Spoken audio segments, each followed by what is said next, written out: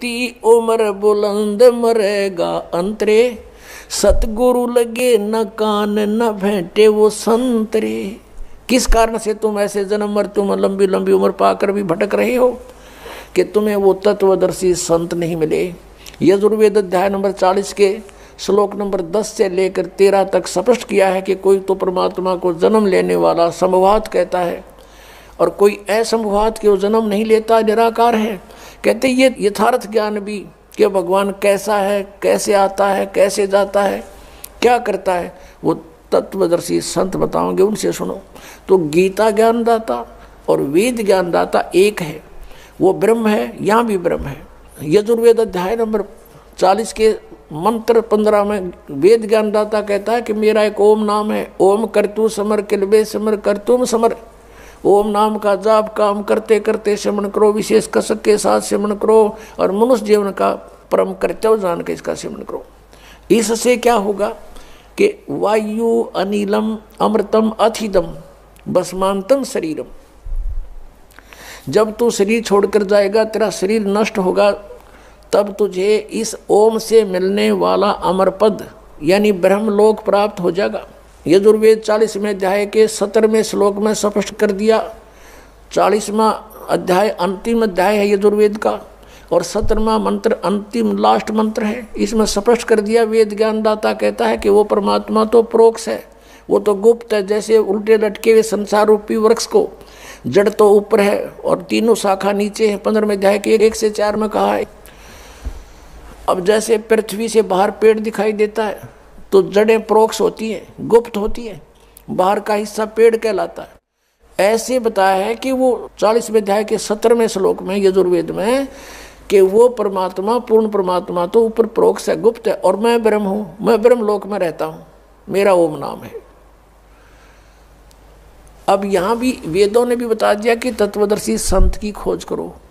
और वेद कहते हैं नेति नेति कि मैं जो ज्ञान दे चुका हूँ ये अंतिम नहीं है। इतना ही नहीं है आध्यात्मिक ज्ञान परमात्मा के विषय में, उसके विषय में तो तत्वदर्शी संत बताएंगे और वो उस ज्ञान से बताएंगे जो परमात्मा ने स्वयं आकर बोला है। फिर क्या बताते हैं, असंग जन्म तन मर्त्या होगे जीवित क्यों न मरे रे,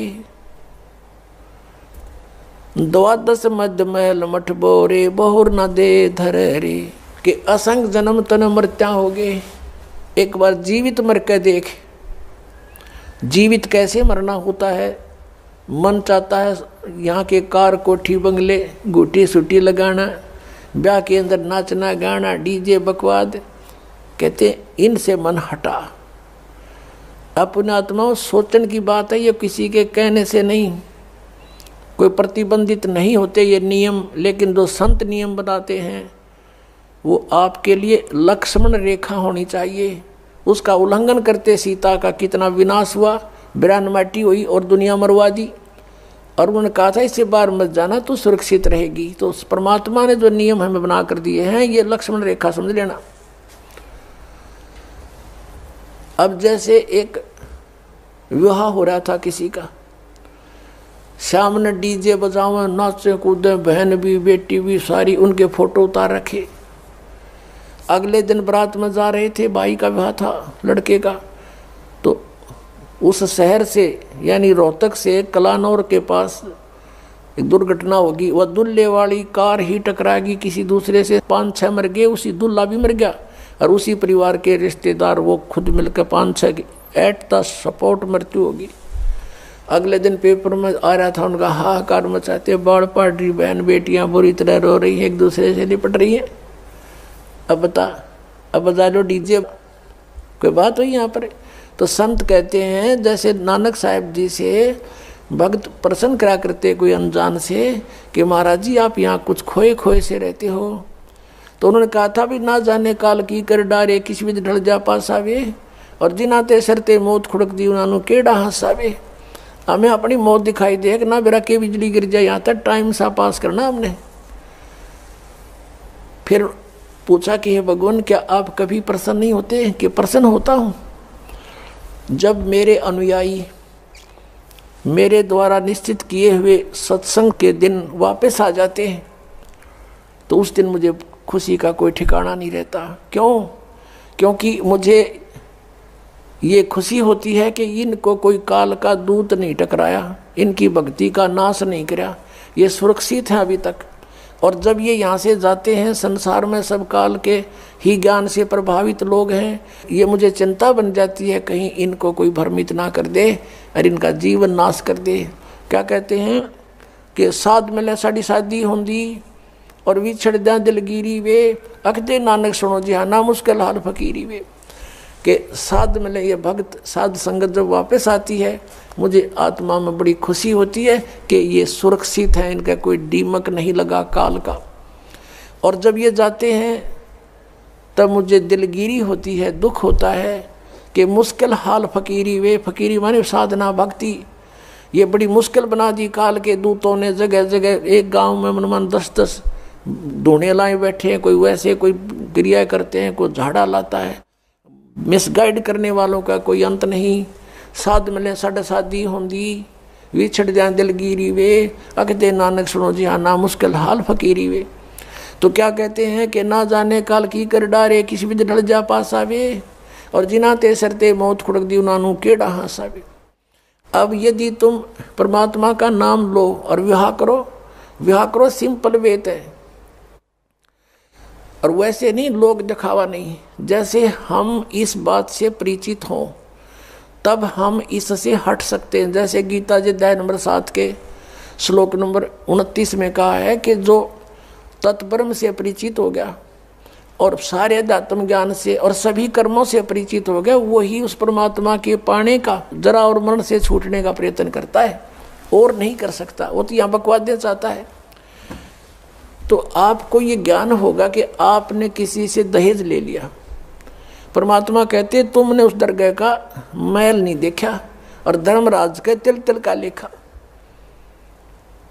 तो आप किसी से पैसे लेते हो रिश्वत से, चोरी से, या वैसे कोई धोखा दे करके लेकर नहीं देते हो, आपने एक एक पाई पाई का हिसाब देना पड़ेगा। तो हम क्यों अपने सिर में दर्द करें? क्या एक दहेज आप लोगे, किसी ने दे दिया आपके 50,000, 1 लाख, 2 लाख गणे दे देगा, क्या उससे आपका सारी आयु व्यतीत हो जाएगी? नहीं हो सकती। परमात्मा पर आधारित होजिए और इस मंत्र का जाप कीजिए, जो दास आपको देगा। आपके भाग्य में ना होगा तो भर देगा, आपकी बेटी की किस्मत को भर देगा भगवान, उसको नाम से जोड़ दीजिए। आपके पुत्र को भी आगे सुख देगा, सारी सृष्टि का पालन करता। और क्या आज हम उसी से सीधे संबंधित हो गए? क्या हमें 2 रोटी नहीं दे सकता? और हमें घृणा नहीं चाहिए। यदि मोक्ष पाना है और जन्म मृत्यु से पीछा छुटवाना है, जरा और मरण से बचना है, तो ये क्रियाएं दास जैसे बताओ ऐसे करना। हमने यहाँ आप कितनी कोठी बना ले, एक कमरे में एक चारपाई पर आपको स्थान मिलेगा, बाकी खाली रहेगी, वो व्यर्थ हुआ। तो व्यर्थ की बकवाद हमारे मन से आप हट जाया करेगी इस ज्ञान के आधार पर। अब कोठी बना रहा था एक व्यक्ति, और कोठी तैयार होगी, बैंक मैनेजर था, मुहूर्त करनी थी, संडे का दिन था, कोई सामान की आवश्यकता पड़गी, गोटी सूटी लाने के लिए सारी व्यवस्था कर रखी है। थोड़ी देर तो ब्राह्मण करे उड़ाला टोटर पर टोटर उसका करते हैं, फिर गोटी सूटी सारा सौदा शुरू हो जाता है। सब बुला रखे रिलेटिव और सब मित्र। वो खुद कोई सामान लेने के लिए गया था, स्कूटर उठा के, यानी 2 व्हीलर, और वहाँ एक 2 व्हीलर से 2 व्हीलर टकरा गई और पड़ गया। पड़ते कनपट्टी लगी फुटपाथ पे, पड़ते वही मर गया। अब चाट ले उसको ठीक है। कई वर्ष की बात है जब 3.5 लाख रुपए लगाए थे, पेपर माई थी।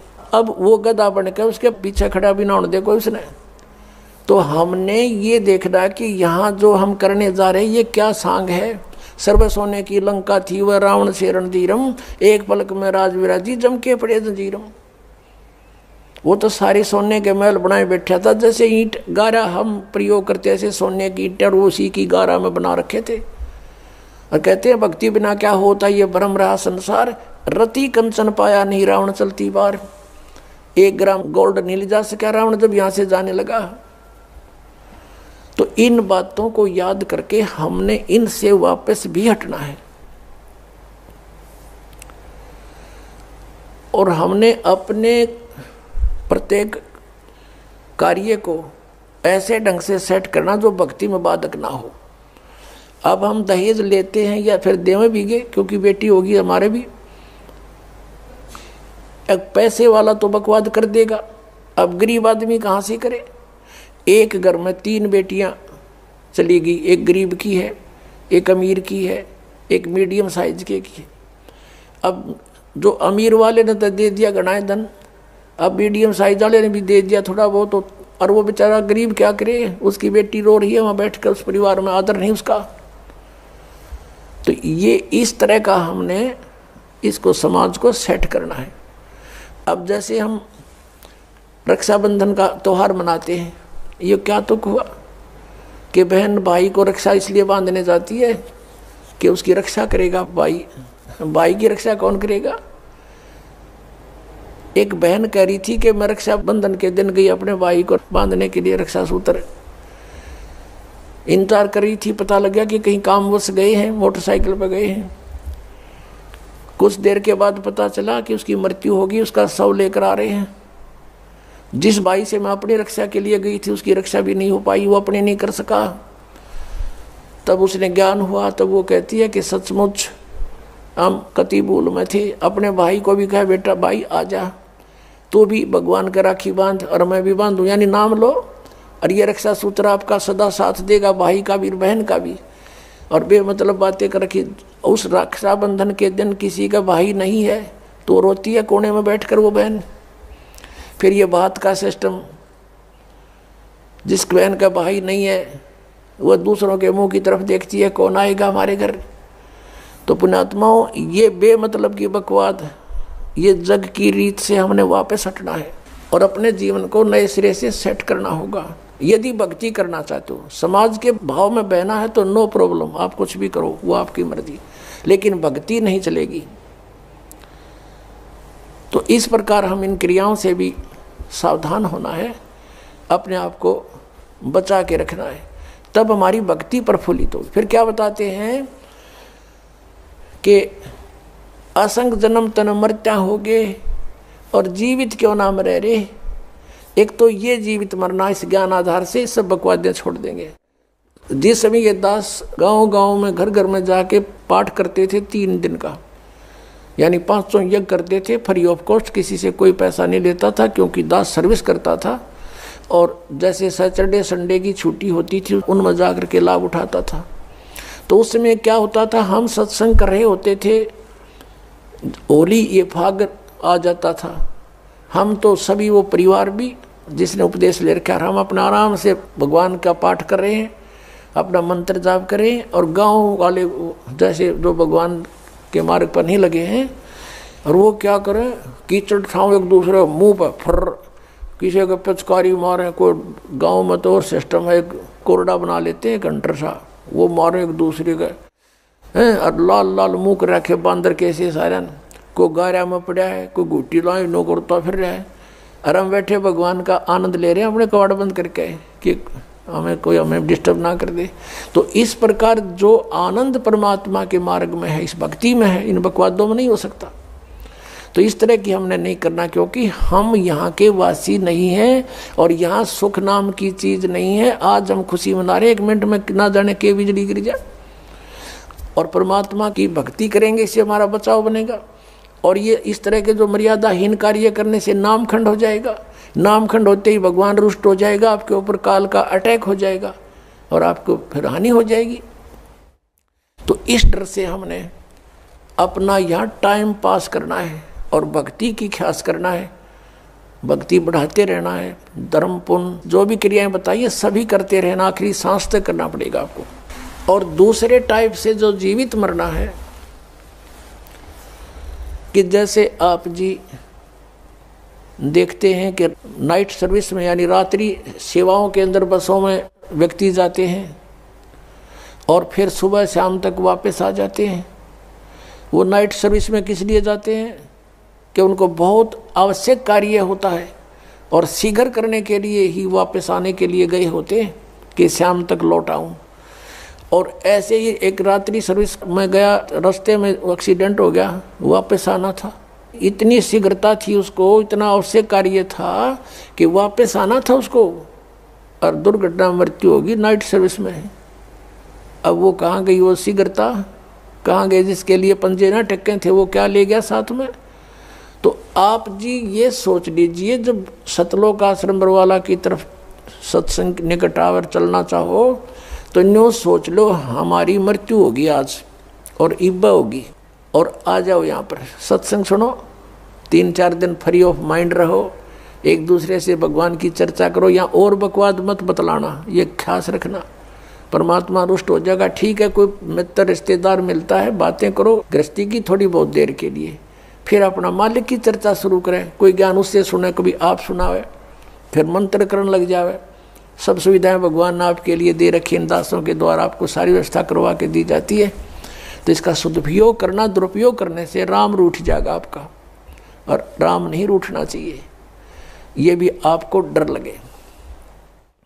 तो ये सोचकर आप आ जाइए, और ये सोचिए कि हमारी मान ले परमानेंट मृत्यु हो जाए तो भी तो हो सकती है ऐसे। और अब हम 3 दिन 4 दिन 2 दिन जिसा भी समय आप मरना चाहो मरो, और फिर वापस चले जाओगे घर पे, और परमानेंट टिकट कट गई फिर भी तो बात बिगड़ेगी, फिर तो दरा दरा रहेगा, सारा संभाल ही नहीं सकते आप। तो अब जा कर के मान लीजिए तुम समझते हो कि कुछ काम बिगड़ जाएगा, तो अभी तो फिर जाकर संभाल सकते हो, परमानेंट तो नहीं मरे।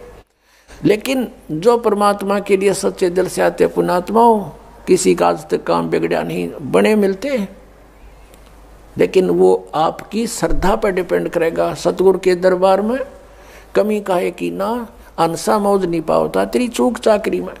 तो इस प्रकार हमने परमात्मा की भक्ति को सुचारू भी रखना। क्या बताया है कि असंग जन्म तन मृत्या होगे, जीवित क्यों ना मरे रे, और 12 मद महल मठ बोरे, बहुर ना दे धरे रे। अभी तक हमें 10वें द्वार का पता था कि शरीर में 10वां द्वार 10वां द्वार। पुण्यात्माओं,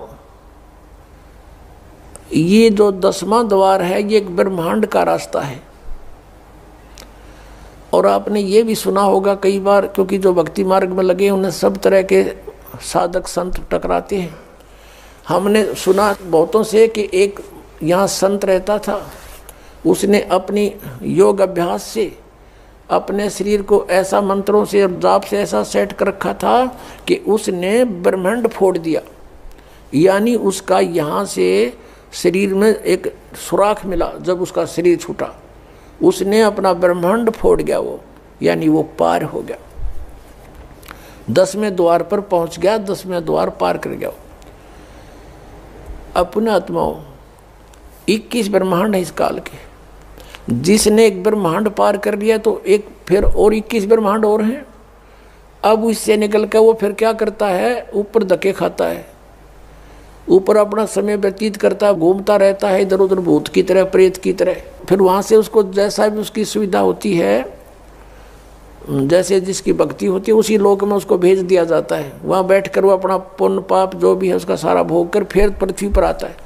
अब ये 12वां द्वार पे भगवान का स्थान है। अब 10वां द्वार जो है, जो तो एक शरीर से निकलकर इस बॉडी से बाहर ब्रह्मांड में घूम रहा है। इस ब्रह्मांड से अलग भी और ब्रह्मांड है, और जब 21 ब्रह्मांड का एक स्थान है, 21वां ब्रह्मांड जो है वहाँ पर ये काल विराजमान है। और उस 21वें ब्रह्मांड से फिर उस परब्रह्म के 7 संग ब्रह्मांडों में प्रवेश करने का एक द्वार है जो 11वां द्वार है।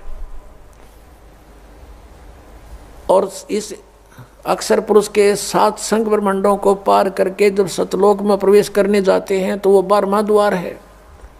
उस 12वें द्वार को पार करके फिर हम सतलोक में प्रवेश करेंगे, वहाँ हमारा निज ठिकाना है। अभी तक ये 10वां द्वार पर गाटा जोड़ रहे थे, और एक सिरफिरा है कोई संत वो ने कहा 11वां द्वार में बताया कबीर साहब ने। और उसको किसी ने कहा जी हमने सुना है एक संत बताता है कि 12वां द्वार है। नहीं 12वां नहीं है, तो 11वें का के ठेका ले रहा, 11वां है। तो यहाँ संतों ने परमात्मा जिनको मिला आदरणीय गरीबदास साहिब जी को, और ऊपर के सब ब्रह्मांड दिखा कर लाए तो गरीबदास साहिब जी कह रहे हैं कि 12 मद महल मठ बोरे, उस 12वें द्वार में है वो स्थान मठ, यानी वो आपका निवास स्थान। और बहुर ना दे धरे रे, वहाँ जाने के बाद फिर कभी मृत्यु नहीं होती। 15वें अध्याय के 4 श्लोक में, 18वें अध्याय के 62वें श्लोक में जिसके विषय में कहा है। फिर क्या बताते हैं कि दोजक बहिष्ट सभी ते देखे राजपाट के रसिया। दोजक कहते नरक को और बहिष्ट कहते हैं स्वर्ग को। कहते तूने सत साधना ना मिलने से, तत्वदर्शी संत ना मिलने से, ये जो साधनाएं भक्ति तुम कर रहे हो, इससे स्वर्ग में भी जाना पड़ता है, फिर पाप नरक में भोगने पड़ते हैं। आपके दोनों अकाउंट ओपन रहते हैं। पुण्य वाला अलग लिखा जाता है, पाप वाला अलग। पुण्य के आधार से स्वर्ग महास्वर्ग प्राप्ति हो जाती है, वहाँ देव पद भी प्राप्त हो जाता है। और पाप के आधार से फिर नरक में भी आपको कंपलसरी जाना पड़ता है।